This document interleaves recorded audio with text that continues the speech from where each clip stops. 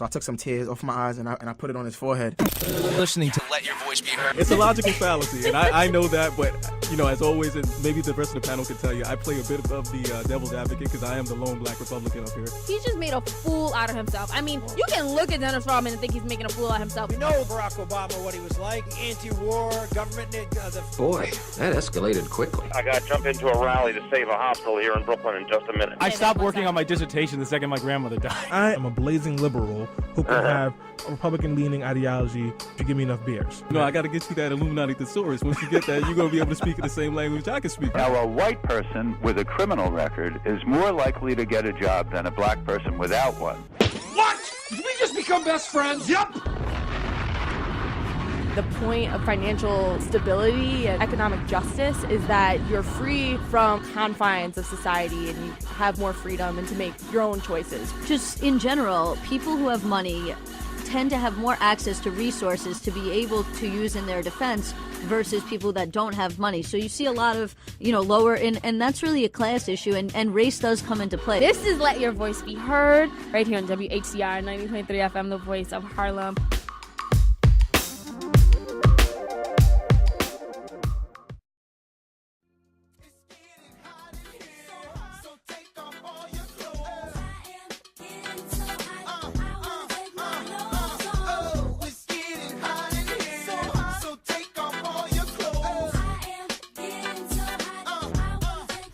Yeah, it's going to get so hot that you're going to have to take all your clothes off. Oh, we are boy. back on Let Your Voice Be Heard Radio. What you're just hearing is Nelly. It's getting hot in here.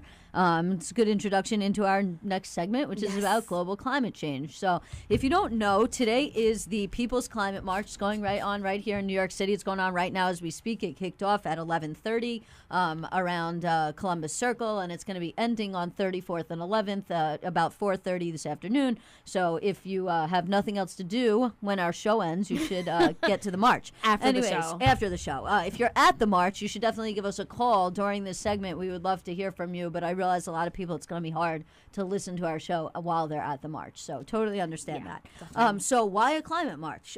Well, September, that's the month we're in. World leaders are coming to New York City for the UN Summit on Climate Crisis. The UN Secretary General Ban Ki-moon is urging governments all over the world to support an ambitious global agreement to dramatically reduce global warming pollution, which is a very fancy word for carbon in the atmosphere. The president's going to be attending this summons. You're in court mode. You're in legal mode right now. This summit. And so that has culminated today in the People's Climate March. The People's Climate March is organized by several different environmental groups, including AVAZ, which is the petitioning online group. They're expecting over 100,000 people from all over the country, including world leaders, politicians, city council people. The mayor said he's going to be marching in it. So it's really going to be a big event. I'm actually heading there after this. So that's a perfect segue into what we're going to be talking about today in regards to global warming. So if you don't really know what's going on right now in California, California is currently experiencing a historic drought, and the Pacific Northwest in general is experiencing a lot of out-of-control wildfires. Right now, as I mentioned, California is facing one of the most severe droughts on record. The Governor Brown, declared a drought state of emergency all the way back in January and directed state officials to take necessary actions to prepare for water shortages. Periodic droughts have always been part of California's climate cycle, but climate change, many scientists say that climate change are making them more common, and there's concern that these droughts could grow frequent and more intense. It's one of the key findings of the sweeping national climate assessment that was released earlier this year by the Obama administration, which specifically cited the danger of more severe droughts and more intense wildfires in the West and in the Southwest. As I just mentioned, there's also wildfires which are going on. Northern California has been under a special alert for extreme fire behavior in June, thanks in part to low moisture levels in plants, dead branches, and logs that are littering the forest floor, and a lack of rain. Right now, the King Fire, as it's known, has forced the evacuation of over 3,000 people. It's threatening the homes of over 12,000 people in the town known as Placerville, which is about halfway between Sacramento and Lake Tahoe. And last Thursday, it grew to more than 73,000 acres of burning. A million, and this is along with over 1 million acres are burning, with 21 wildfires that are raging in the Pacific Northwest. This is information that's coming directly from fire officials on the ground. In addition to that, PricewaterhouseCoopers, which is actually an accounting firm, crunched some of the numbers regarding carbon, and what they found is that the world's major economies are increasingly failing to do what is needed to limit global warming to 3.6 degrees Fahrenheit, which is way above the pre-industrial levels. This is the target that was agreed to by countries attending the UN's 2009 climate summit, and in an effort to avoid some of the most disastrous consequences of runaway warming, which include food security threats, coastal inundation, extreme weather events, ecosystem shifts, and widespread species extinction. If you don't understand what that means, it means the food supply dries up and therefore we become extinct because it's too hot for us to survive and because there's no food for us to eat. There's also a huge problem right now with the melting of the Arctic ice, which is creating a really bad positive feedback loop. As you probably know, things that are light reflect energy, things that are dark absorb energy. The more ice that melts, the more water there is. Water is dark, it therefore absorbs energy, and then it creates a situation where more and more ice then becomes melting. As I mentioned during my introduction, we're spending a ton of money on combating terrorists in the Middle East that may or may not be a threat to us, when in fact global warming is a threat to us, and we are not spending thousands of dollars or millions of dollars on combating global warming. Today we're going to be talking to Mac Farrell. He's an organizer with Environment California. Mac works with staff members and volunteers to build public pressure to move decision makers to tackle the issues related to global warming. He was born and raised in California. He joined Environment California as the Preservation Associate back in August of 2011 after graduating from Cornell right here in New York with a major in government and a minor in international relations and inequality studies. He has also spent his summers working for not-for-profits like Peace Action West and Greenpeace USA. Good afternoon, Mac. How are you? Or good morning in California. Thank you. Good morning to you too. Good afternoon.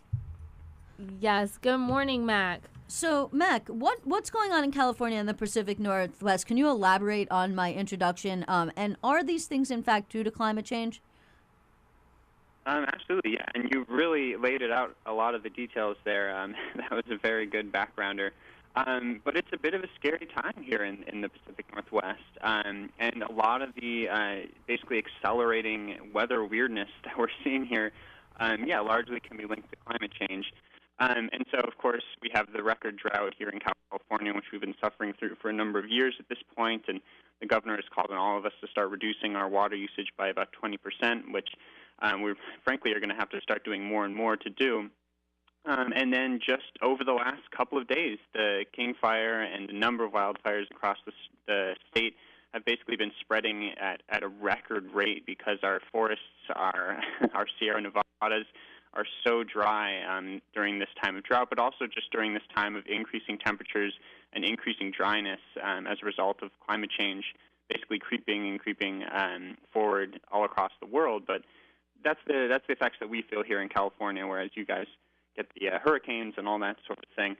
But yeah, it's definitely a scary time to be in California and in this side of the country. Definitely. So, Mac, how does this events that are happening in California potentially affect the rest of the United States? Well, let's see. Obviously, we are a bit of an area in the coal mine in that the droughts, wildfires, the rising sea levels, the heat waves, and all the sort of side effects that has for our agricultural economy, our water use. This is obviously not something that we want to see spread to more places in the United States, but of course other states are already suffering from this as well, including places like Texas, for example. And entire continents like Australia are already dealing with record drought and the incredibly dangerous impacts of a rising temperature. And so I think but instead of being so negative and sort of looking at how bad it is for us, here in California, we've taken so many steps already as a state to start working on chipping away at the causes of climate change and doing our part to cut down on our carbon emissions and our driving, our power plants, our oil usage, that I think we should start looking at those changes and those policies as sort of really the takeaway for the rest of the world, that we're going to start making these changes all as a whole if we're going to avoid seeing these really devastating impacts of climate change spreading across the country and across the world, which largely they already have started to do. They definitely have. And speaking of, things drastically changing and shifting, Mac, I want to know, like, I've been seeing a lot of GIFs and a lot of pictures of, like, the Golden State Bridge before 2011 and now. Are those true? Because that looks epic. Like, you see, like, I think there's, like, a 30% less water around the bridge now. I mean, you would know better than I. Have you seen this? Or, or is this like remember the polar vortex? They were like, oh, Niagara Falls is melting or, is drying up, and that wasn't happening. So, I mean, tell us, how accurate are these pictures that, that are going around on BuzzFeed and Instagram and Twitter? I think, well, I will say one thing, just to clarify. The Golden Gate Bridge itself, our iconic bridge in California, I don't think we've seen, since it's connected to the bay and the Pacific Ocean, we haven't seen the sea levels dropping or drying away beneath the Golden Gate Bridge, certainly. But what you're probably seeing is a lot of pictures of bridges and reservoirs all across the state, which, yes, are way down in capacity, 50% or below of their usual water capacity for this time of the year. And even worse than that in some places. And so those pictures are true. We've got dry riverbeds, dry lake beds, barely full reservoirs, and some places in California are worse off than others and have mandatory rationing in effect where people can no longer use the water that they once did. And so the pictures are largely true, although I should clarify that the Golden Gate Bridge still looks mostly the same as it used to. But it's definitely a scary scene all across the state. So, Mac, there's definitely a difference between, the drying up of what I see as like freshwater sources, as you just mentioned, versus, to me, actually, I would think that due to the melting of the polar ice caps, the sea level would be rising. So, on one hand, you'd be seeing, the reduction of water, freshwater sources in some bridges, but when you're looking at pictures of things that are by saltwater sources or oceans, actually is a better term, that you might actually see the water level rising. Would that be correct? Yes, it's sort of this strange dichotomy. In fact, we just were doing an event in Jack London Square in Oakland a couple of days ago with a couple of the members of the city council, and we were standing at a place where by the end of the century, if sea level continues to rise at sort of a worst-case scenario clip, the entire sort of plaza there would be underwater, and that's a place where there's restaurants, farmers markets, shops, and all these sorts of things. And so, yeah, we have this threat coming from the coastline as our sea levels do slowly continue to rise. But, people then we have this incredibly thirsty state as the fresh water begins to evaporate and dry up, and we stop seeing any rainfall really coming in the way that it has in the past. So, yeah, it's almost like a Sisyphean situation where we can see all this water coming at us, but we can't actually drink it or use it for a lot of our agriculture. And the water we once relied on for that is slowly dwindling away. And agriculture that also supports other places in the United States. I mean, we do get a fair amount of our agriculture from California. So, I mean, that's definitely an issue with our food supply. Isn't that... Sorry, go ahead. No, Mac. I just wanted to get your feedback on that. And I want to know, like, what type of foods are we, like, dependent on from California? I mean, if everything's drying up, like, I want to know, is something going to be, like, short in stock? I don't think I have a very good answer for that. I'm not much of an agriculture guy in terms of my expertise and that sort of thing. But obviously we have the whole San Joaquin Valley that runs down the center of the state. And it's just a great big bread basket. There's fruit, there's vegetables, there's nuts, there's wheat, I should say, being grown all across the state.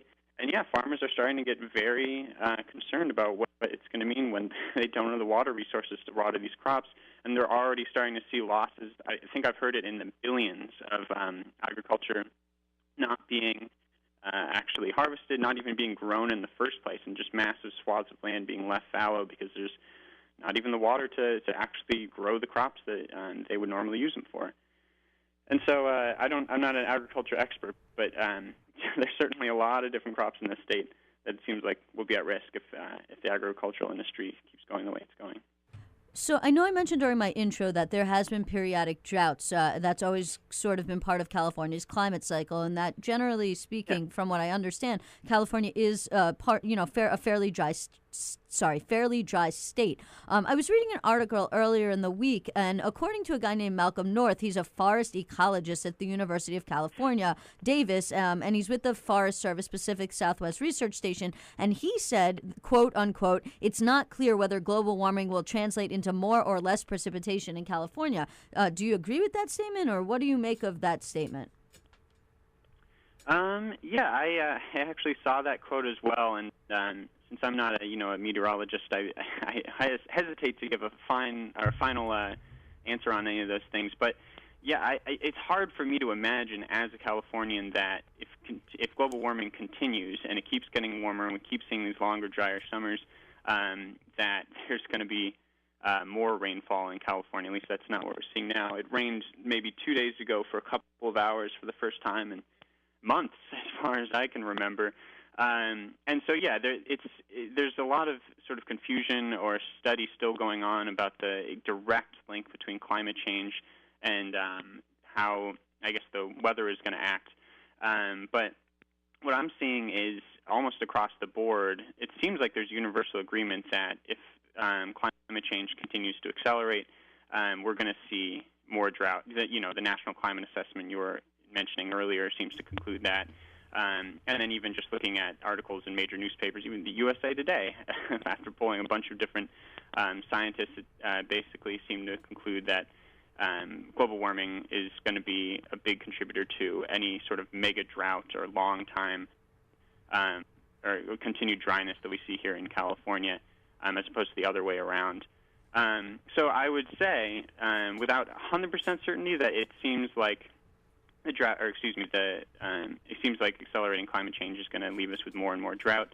Who knows if we'll see some rainy season? That would be great, but it seems like that's the way that it's going. No, definitely agree. If you're listening right now, you can, and you have a comment or if you have a question, you can feel free to give us a call at 212-650-6903, or you can leave a comment on our Let Your Voice Be Heard Facebook page, on Twitter, or on the Politically Preposterous page. Max, so I'm going to change gears a bit and talk a little bit about kind of some of the solutions that we've seen, and then we're going to go to a quick break, and then when we come back, I'll have you answer the questions. So right now, Germany has a population of roughly a quarter of the U.S., and they spent approximately $100 billion subsidizing solar energy and wind energy over the past decade. About 50% of their power is now produced by solar, and maybe actually a little less than 50%, and a fair amount of their power is produced by wind. In America, we could do the same, but the estimate for the price tag on that to most experts is about $400 billion.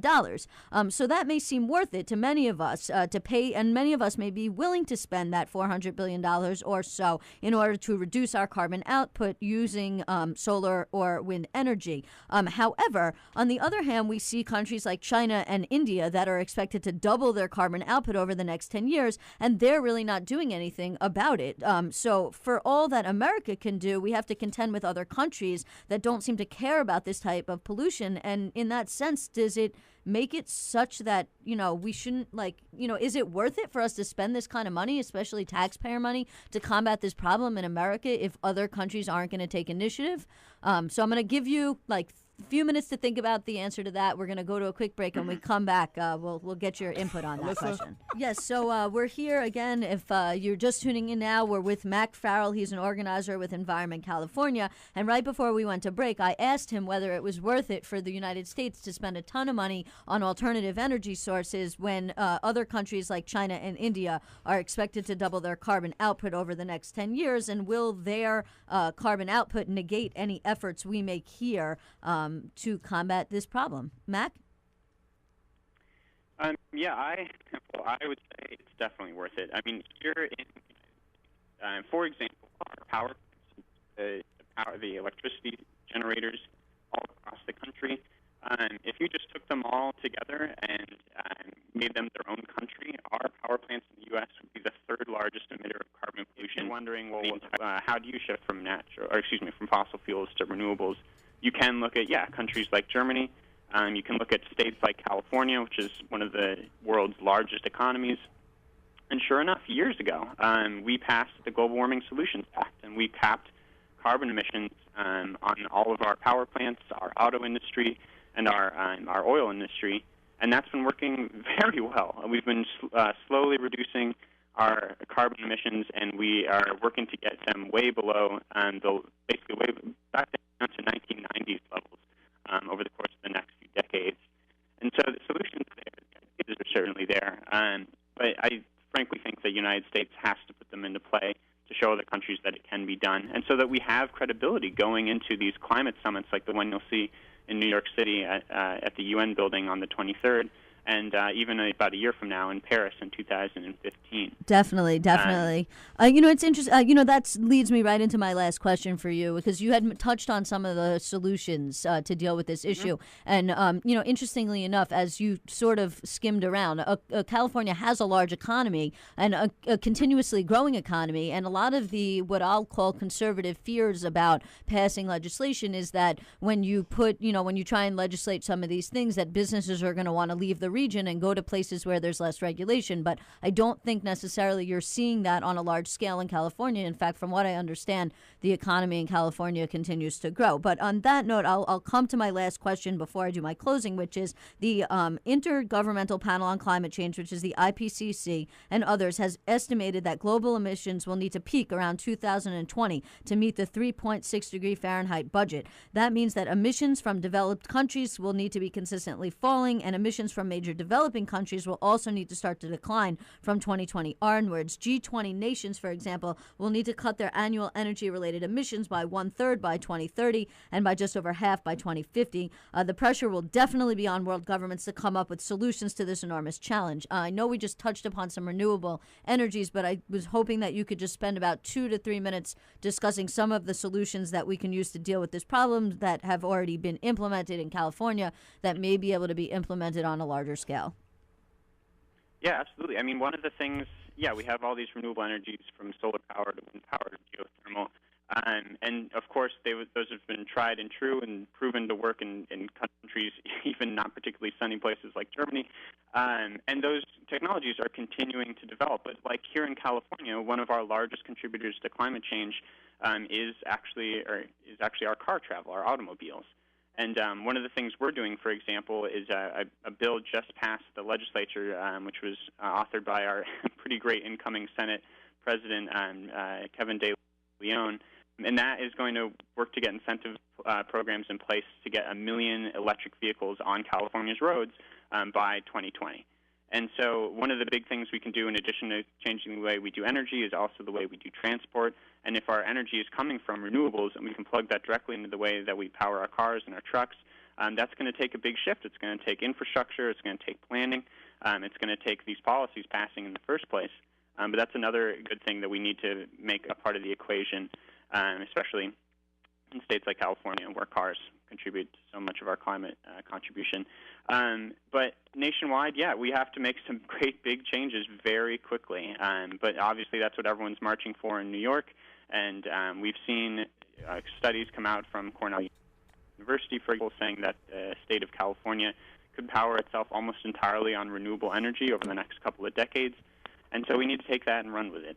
It's basically the call to action that we need. And at the end of the day, we've got to leave the oil in the soil and start figuring out what the alternatives are going to be. Pretty much yesterday, we needed to start figuring that out. No, I love that. We got to leave the oil in the soil. Well, Mac, listen, thank you so much for coming on. We hope you enjoy the rest of your day at the Climate March. As I said, I will be heading there to the one that's going on in New York City as soon as we wrap here on Let Your Voice Be Heard Radio. If you have a follow-up comment, you can give us a call at 212-650-6903. But I'm just going to give you some closing thoughts that I have on this topic. As far as I'm concerned, we're on a dangerous path towards the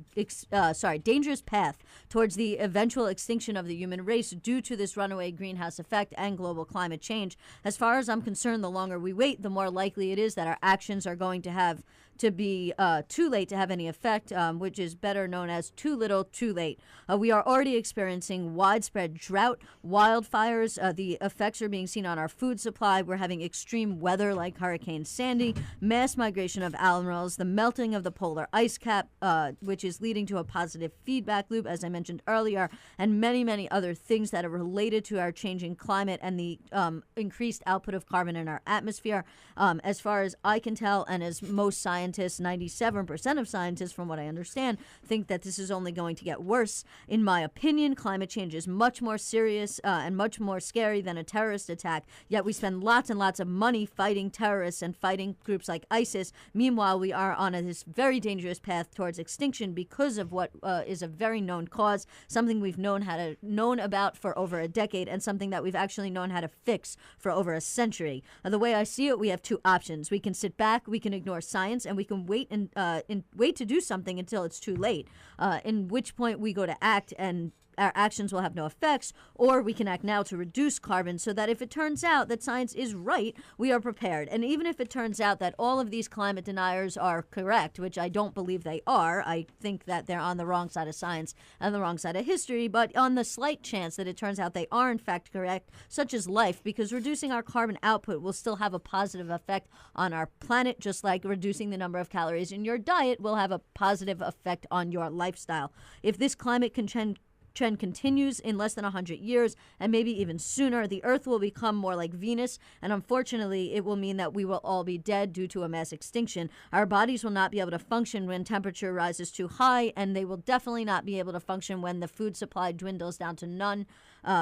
It will be a mass extinction on a large scale. We need to take this issue seriously if we want the human species to survive, and you need to contact come out, march for climate change, but make sure you contact your legislators, contact your mayor, your the politicians locally and nationally, and tell them that you think this is a really serious issue. And then instead of sending money to to rebel fighters to fight ISIS, you would much rather see your money put into renewable energy that will reduce the amount of carbon we put into the atmosphere.